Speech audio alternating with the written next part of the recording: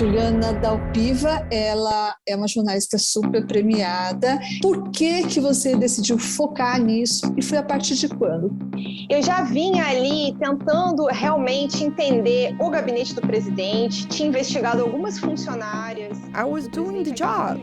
We're supposed to investigate. We're supposed to hold them accountable for what they say, for how they spend public money, for how they are running the country. This is part of the job as journalists. This is Juliana Dal Piva. She's a journalist and columnist known throughout her native Brazil for investigations she's done into former President Jair Bolsonaro. Bolsonaro swept to power in 2019 and quickly became known as Brazil's Donald Trump, or the Trump of the tropics. There's a new boss in the land of the bossa nova. Jair Bolsonaro took a call of congratulations from Donald Trump and promised to make Brazil great again. Que a Bíblia Sagrada. Bolsonaro was known for his misogynistic, xenophobic views, frequently attacking political correctness and minority communities, and celebrating Brazil's past as a military dictatorship. Given Bolsonaro's nostalgia for military rule and the years of torture and killing, those comparisons with Donald Trump are probably unflattering on Trump. But there is unmistakably here more than a faint echo of America's cultural wars. I'm Nicola Kelly, and this is Silenced. Today, Brazil, and the price one journalist had to pay to expose the truth.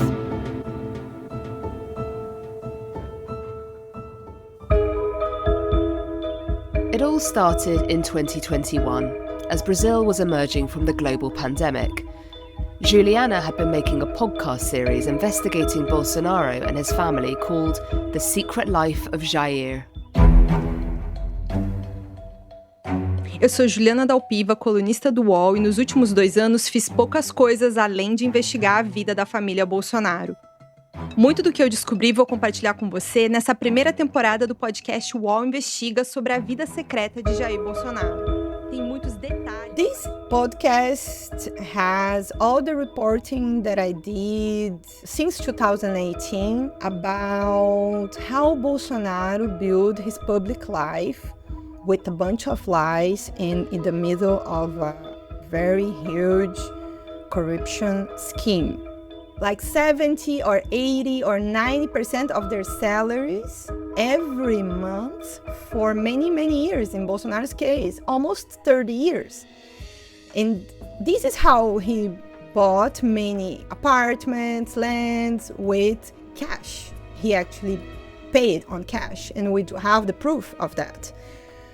I report all this on the podcast, and I got access to recordings of a former sister-in-law of him saying how she was part of that for 20 years. She told how much money she used to give to whom and how, like everything. This was very powerful for the story and had repercussions on justice, and they got mad about it. Hours after the podcast episode was published, Juliana received a WhatsApp message from Frederic Wassif, President Bolsonaro's lawyer. It said that she was an enemy of Brazil and that if she was working in a different country, her body would disappear. An unambiguous threat from someone directly connected to Bolsonaro. I shared this with editors, a few lawyers who were friends.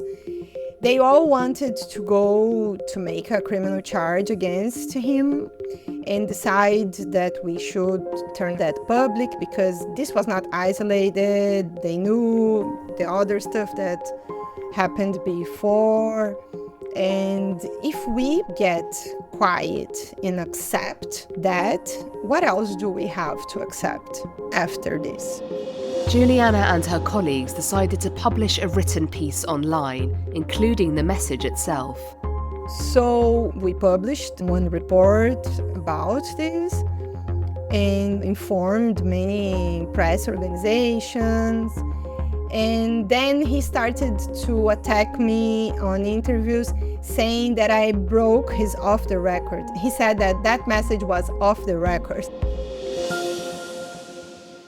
This is the irony of him using a platform like WhatsApp or using any kind of social media, is that it's not regulated in the same way as a conversation between a journalist and a source. You know, like an off record is always a kind of casual arrangement anyway, and both sides need to agree to it, right? So why do you think he issued this like series of threats on WhatsApp, which is entirely traceable and that you could use as strong evidence against him?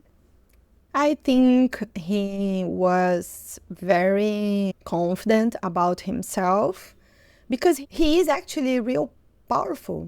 He was one of the most important advisors of the president at that moment, the president of Brazil. He used it to help Bolsonaro choose who is going to the Supreme Court. He's part of that. And many important decisions. Do you think he felt untouchable? He felt totally untouchable. He thought I was going to do nothing. And he did a few harassments to other journalists too.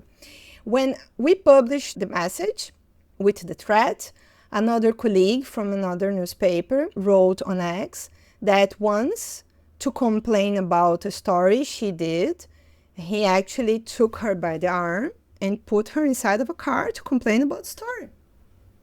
He did that too. So it's his behavior. Just going back to, you said that you think the reason why he contacted you and issued these threats on WhatsApp is because he thought that you wouldn't do anything. Did you ever consider doing nothing? Or was that not an option? This was important for me as a journalist. It was an important moment for me in my career. Was I supposed to just accept the threat and stop reporting? It wasn't the first time Juliana had been threatened by Wasif, but it was the first time she had proof. A couple of years earlier, when she was working on another piece about Bolsonaro, she had asked the then president's lawyer for a comment known as a right to reply ahead of publication. Standard procedure in any reporting, not least for a criminal investigation. And at some point he said to me, "You feel so powerful inside of this beautiful building of the paper, but when you go to the street, you're just like everyone else who can be shot in the head because Rio is a very violent city. And the president is working very hard to solve this, but you guys are making problems for him." And I heard that and thought to myself, like, for a few seconds, did he really say that? Like, you don't believe that this is happening. What did you say? What did you respond? You were probably in shock. Yeah, I got in shock.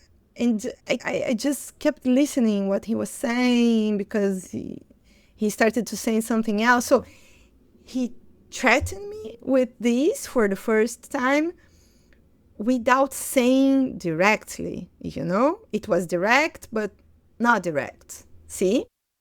And it took me a few minutes to understand what happened. And then I went to my editor and told him about it because this was not an interview, so I was not recording. I just answered my phone because he was going to say yes or no for an interview. You're not expecting to be threatened on the phone by the president's lawyer. You're not expecting that. So... And maybe he knew that. Probably. And I told my editor, and we both talked a while about this, like, from now on, we record everything he say, we be very careful about him, and let's pay attention and everything. So Juliana was pretty familiar with strong pushback from Bolsonaro and his administration. But rather than putting her off, rather than deterring her, it made her all the more determined to get to the truth and to expose corruption at the highest levels of government. That was why she wanted to be a journalist in the first place. I'm 38 years old. Brazil had a military dictatorship until 1985 that lasted 21 years. I was born in 1986, so the very beginning of our democracy, the country that I know, the country that I was born and raised and became a journalist, was a democracy. But a democracy is something you build. It's not something that is done after you do a constitution and it's there. You have to actually build every day, especially in a country like Brazil with so many problems, structural problems. So you have to build this every day.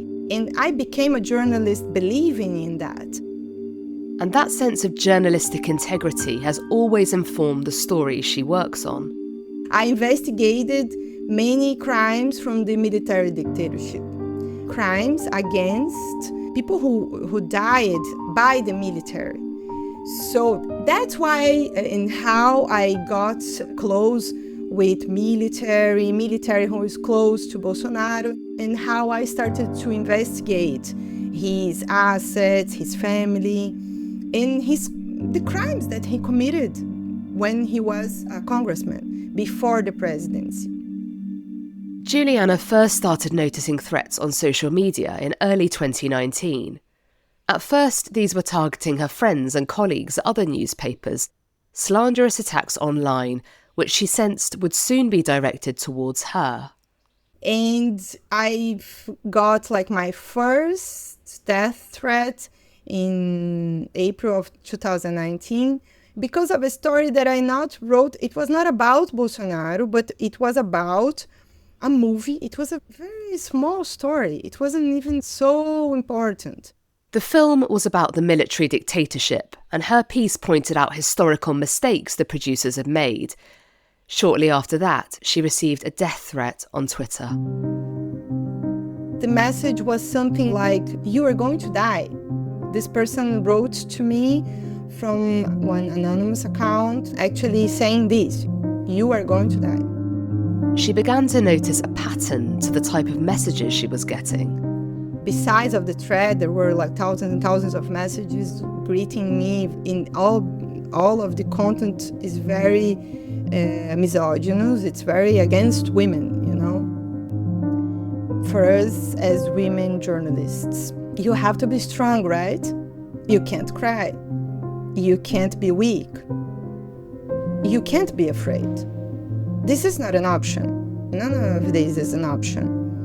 Because if you feel the punch, they're going to use that against you too. So that's why, for example, at this first one, I have done nothing. I didn't want to go to the police. I didn't want to do anything about it. I just want that to disappear, And that was a mistake at that moment. I should have gone to the police and register and make these people pay for what they write. I should have done that.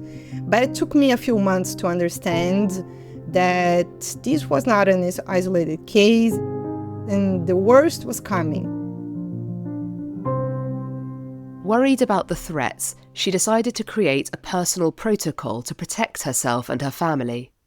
For example, I asked my parents and my brother and my sister to change their name on social media because I have an uncommon last name, so it's not difficult for someone to see that we are related.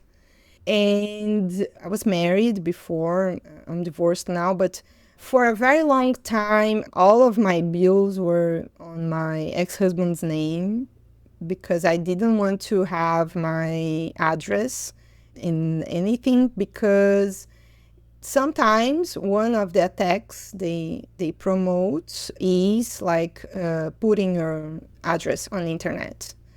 I never post where I am, because I was not feeling insecure. There were so many attacks to journalists that I didn't want to be in that position. So I try to anticipate all of the things, but it doesn't matter. And they find another way, to attack you. Fast forward a few years to 2022. After Juliana's article went live, exposing Wasif and his threats against her, a long, arduous and costly battle began in the courts. It ended with Juliana being convicted for violating his privacy.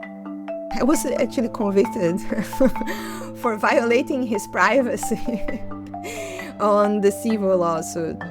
We did a criminal charge by the threat, and also I filed a civil lawsuit against him for damages, because it's really difficult to have someone convicted on criminal charges by threat in Brazil. It's the only way courts actually rule in your favor when you're threatened is when someone say to you, I'm going to kill you. Otherwise, this is not a threat. So it's very complicated, because the ones who are a little bit smart, they don't say this directly. It's still a threat, but it's not direct. Yeah. Exactly. So it's a crime very difficult to prove. So I was advised by many organizations to file for damages, to fight against him in a court, to make this public, to make everybody know that he was doing that to me. But this wasn't only a devastating ruling for Juliana herself, but also for press freedom in general. Because it could be a precedent for other journalists. So when you're threatened, you can't publish the message with the threat. If you're threatened by a message on your phone, you cannot make this public, because you're violating someone else's privacy. But in our law, we do not need the permission of the other person to publish anything. Like a message between you and me here. I consent. It's your problem if you wrote something you shouldn't. Then in April 2023, Juliana went back to court for an appeal hearing on the ruling, and this time she won.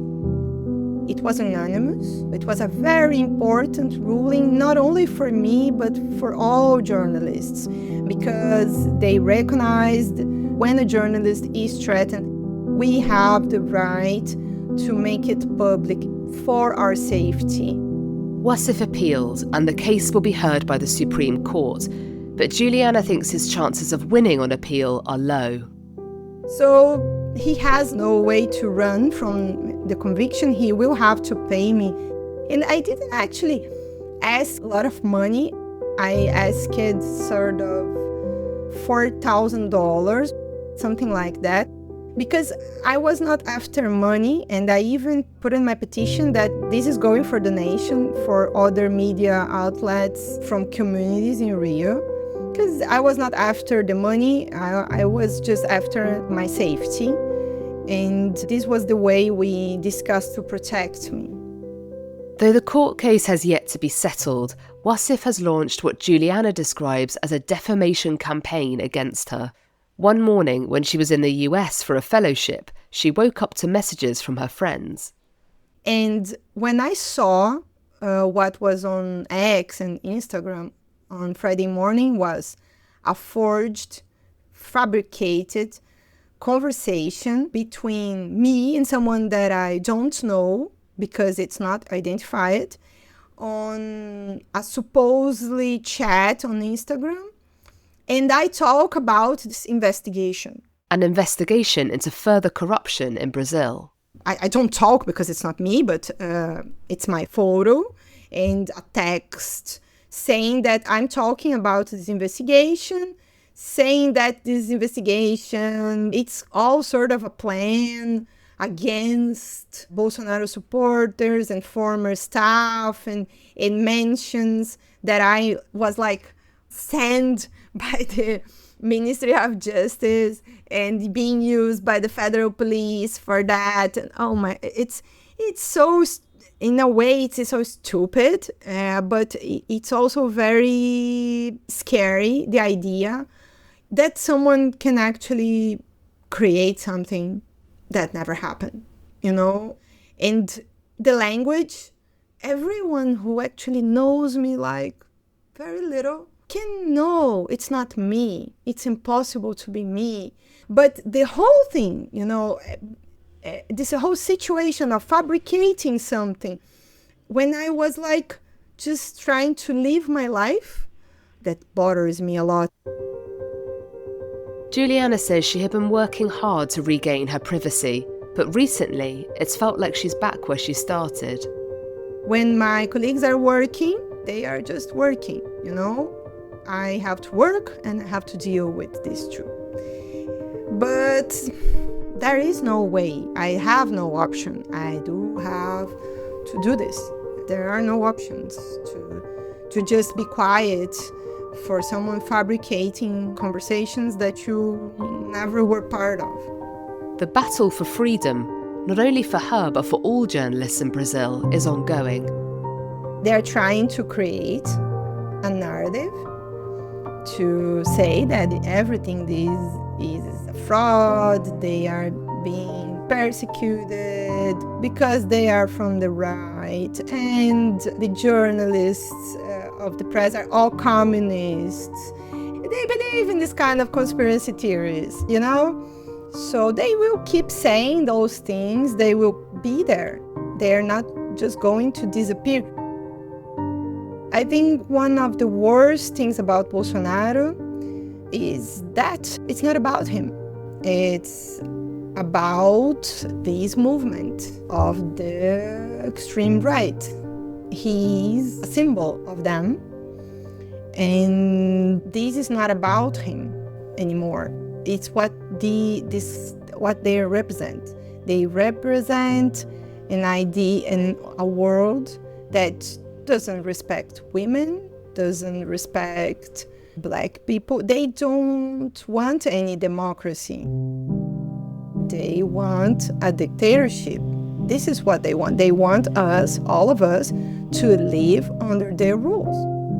And while she has faced significant challenges, the hardest part has been the impact it's had on her family. When you're living this, your family lives this with you. So they also get scared. They also get afraid of all that, And I think the worst part for me is to have them live this experience with me. If this was only me and myself dealing with, but I can't protect them from actually seeing this happen with me. I think it's the worst. It's the worst part is this. They feel a lot about this whole thing.